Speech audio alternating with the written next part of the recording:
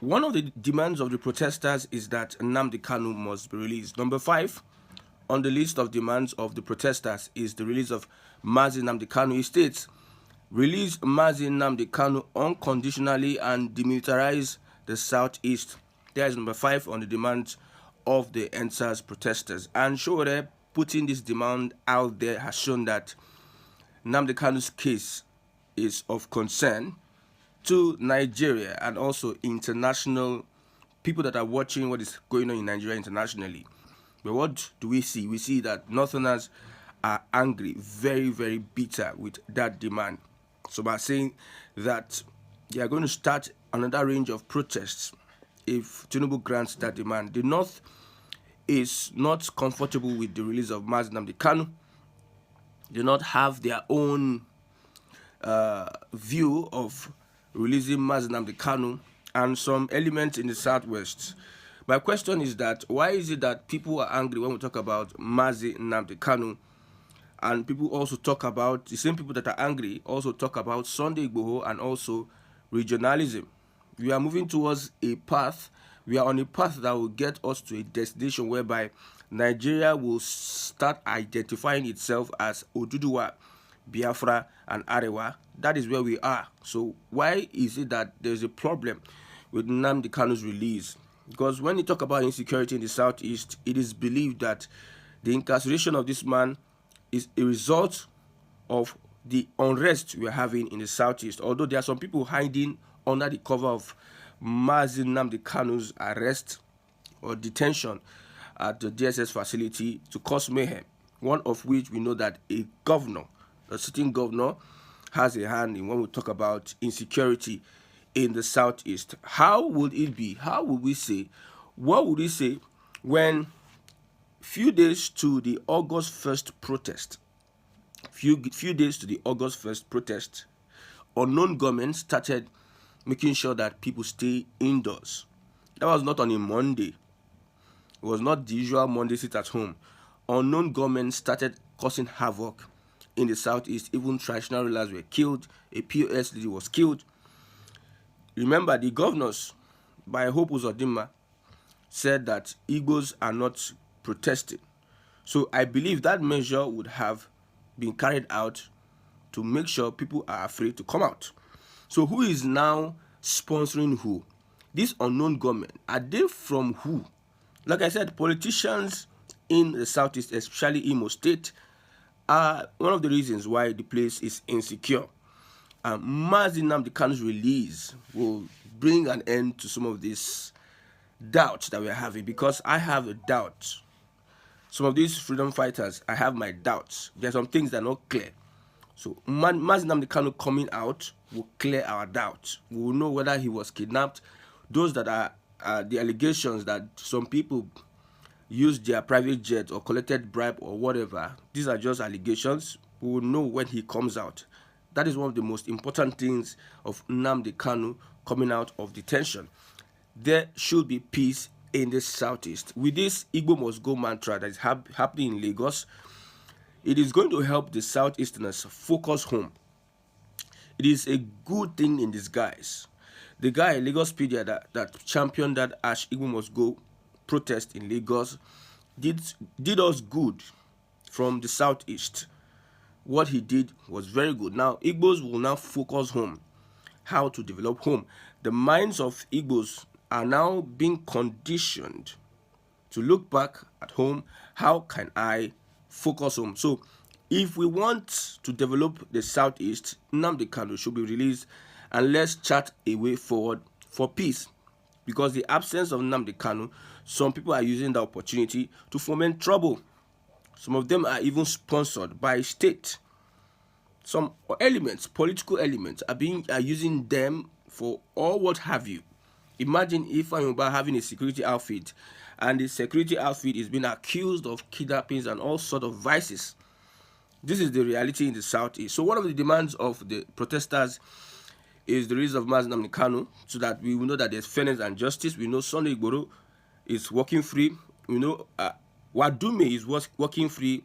We know Mietiala leader is working free, and also the police inspector is walking free. So it is going to be fair to say that Mazi Nnamdi Kanu must be released for peace to return to the southeast.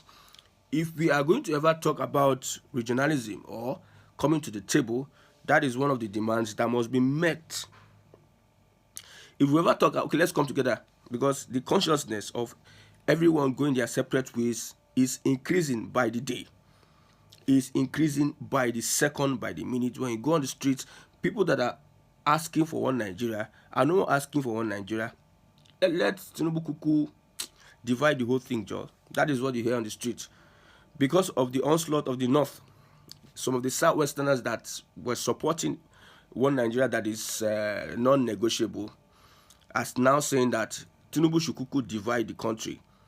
Let us all go our separate ways. Nigerians can never be better. I will always repeat, Tinubu cannot be removed by any power, although he will not perform. Yes. People that created the problem, these are the people that are part of the problem, either as opposition or as incumbent.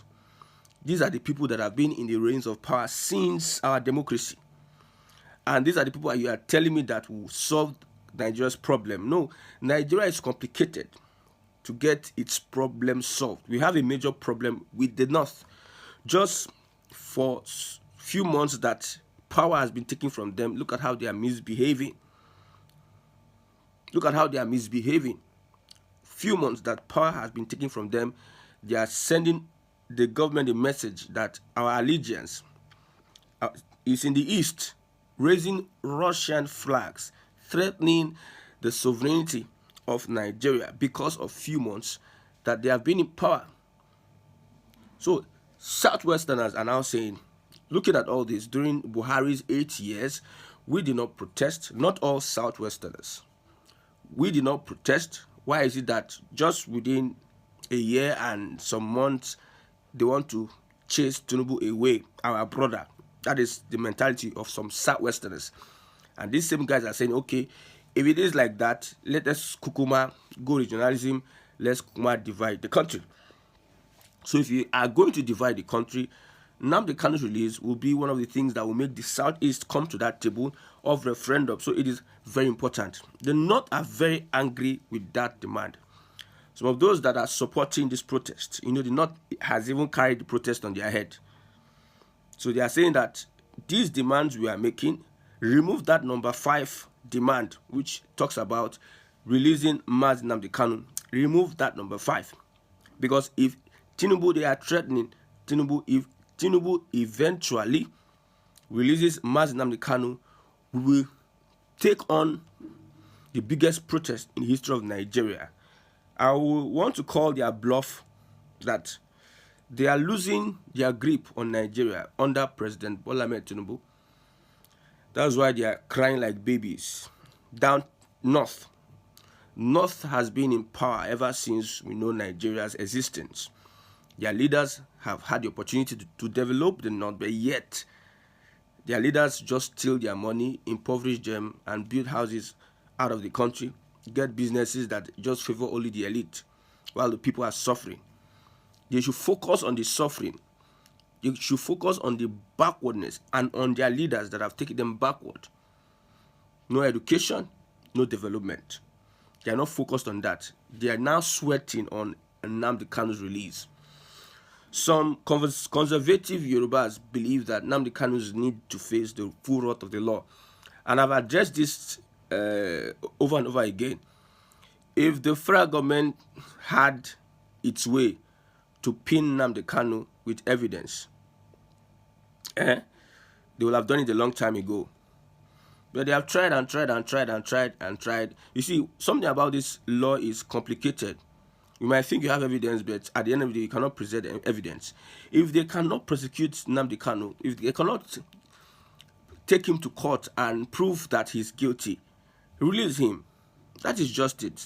Not that you just intentionally delay court process and you keep him in detention, of which I believe Tinubu is using Nnamdi Kanu. I believe, that's my belief, is using Nnamdi Kanu as a chess or as a card. A card. One of the cards is going to play against the North. If the North want to say, Araba. Then he releases Nnamdi Kanu. The southeast, the southwest, everybody got their territory. Then let the north stay in their Araba region. If they want to change it for Tinubu, if they not want to change it for Tinubu, Tinubu already has prepared himself. He has prepared for the doomsday. At a time like this, anybody going against Nnamdi Kanu's release does not really understand how Nigeria is going to end at the end of the day. Does not understand. You see, one thing the Southeast has done, they have seen the future and they have planned for the future. They have voted for the future. When you look at the presidents that the Southeast fully supported, they are presidents that have done fairly well. Then looking at the APC presidents that other regions have supported, you can see they are the ones that have really destroyed Nigeria, brought Nigeria to its knees. Just imagine what is happening to the economy today that Buhari bequeathed to Tinubu. The Southwest saw that Buhari is destroying and decimating Nigeria. They kept quiet. That is one of the lowest points of the Southwest. They kept quiet. They intentionally didn't want to protest. The North were even asking the Southwest, during Buhari, did we stop you from protesting? Did we stop you people from protesting? No, we did not stop people from protesting.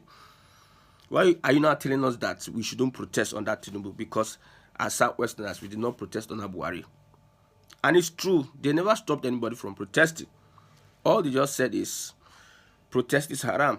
So the Southwest were looking at the fact that, yes, our Akombi is going to get into power. Let's just be patient for 8 years. After 8 years, let them do all the rubbish, let them destroy all they can, let them destroy Nigeria. After 8 years, we are going to have a chance and also take power. That was the selfishness of the Southwest, using Tinubu like, Buhari should destroy Nigeria. Let's continue. We will not say anything, but it is going to get to our turn. Although majority of Nigerians did not vote President Bola Ahmed Tinubu, yes, but I will also say and add that democracy is a government of the people, from the people, by the people. Now we need to now expatiate and explain the term the people. Who are the people? Are the people politicians or are the people Nigerians? Are the people the structure of criminality or are the people the masses? So in this context, the people are not Nigerians. So democracy is not for Nigerians, the masses. Democracy is for the elite, the political allies, those Band A politicians, Band A Nigerians. These are also people, but these are the people that this democracy is for. So if you think Nigerians, the masses did not vote for Tinubu, that is not enough to put him out of power. Machineries are being put in place. Structures of criminality are there to put him in power. When everybody wants to become president, they go and visit some people and bow down to them and visit. They need to visit in form of respect. But let us know that these people that they are visiting, they have structures that need to be appeased, not the Nigerian people. So if you are saying that Nigerians did not vote Tinubu, yes, but Nigerians relevant when it comes to election? Is your vote relevant when it comes to election? They need your vote to an extent to patch to elevate them to get to a point whereby they can carry out their assignment. But your vote is not primarily the reasons why they are there. Look at what happened in Imo State. Uzodinma, almost all Imolites rejected him, but he still won all the local government. And you saw the presence of the army and the police. You saw their presence. They are using all sorts of structures of criminality to put themselves in power. So we know. But however, the structure in the Southwest, the structure that the APC has in the Southwest, kept quiet and did not say anything until Tinubu came into power. So whatever anybody is saying about Nnamdi Kanu, see, one thing about Biafra is that something that has been ordained by God cannot be stopped. There's no how you can stop it. Look at what is happening in the UK today. Nnamdi Kanu placed a curse on the UK. Kenya, that was involved in the extraordinary intention, in quote, kidnapping of Nnamdi Kanu, they are also in chaos. Nigeria also is also in chaos. Look at how divinely orchestrated, how the divine orchestrated crisis in these nations because of what they did to Mazi Nnamdi Kanu. I'm even surprised at what is happening in the UK. There's unrest in the UK, and when unrest like that starts, it does not stop the day it ends. There are decades. It takes decades for them to really quench such unrest and restore hope. Because now, as an immigrant, whether your papers are complete in UK, what these other guys have done in the name of Islam and whatever, destroying, attacking British patriots, will never go down that day. Because a Briton is just like a Fulani. You do something to a Briton now and you think you are forgiving. No. In years to come, they will remember what is being done to them. So, castration of Nnamdi Kanu, as a result of that, divine orchestration, what the divine is doing is that these guys are in trouble now.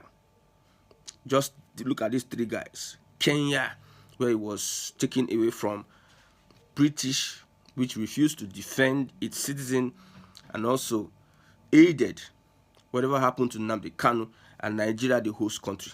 They are all in turmoil now. If you think that what is happening in the North will abate, my brother, you might be dreaming. The North has an agenda. Like I said, every of the region has an agenda. The August 1st protests divided Nigeria. In fact, let me say so. The restructuring that Nigeria needed was easily done by the August 1st protest. All regions had to go their separate ways and started carrying out their agenda. The East sat down and sat back. We are not part of this, your protest. Like, we are not part of Nigeria. You people can protest. You voted for President Bola Ahmed Tinubu. You people can protest. The Southwest, we need to protect our own. That's why you see thugs can go and threatening protesters, journalists on the streets in the Southwest, and the police will fold their hands and be looking at you and do nothing. Yes, that's what it is. They will fold their hands and look at you and do nothing. The North are telling you that, yes, we are not going to be part of Nigeria if you don't give us power. If you don't give us power, if you don't get us involved in the look of things, Tinubu's administration has appointed Southwesterners, the North, where are we? You look at hypocrites.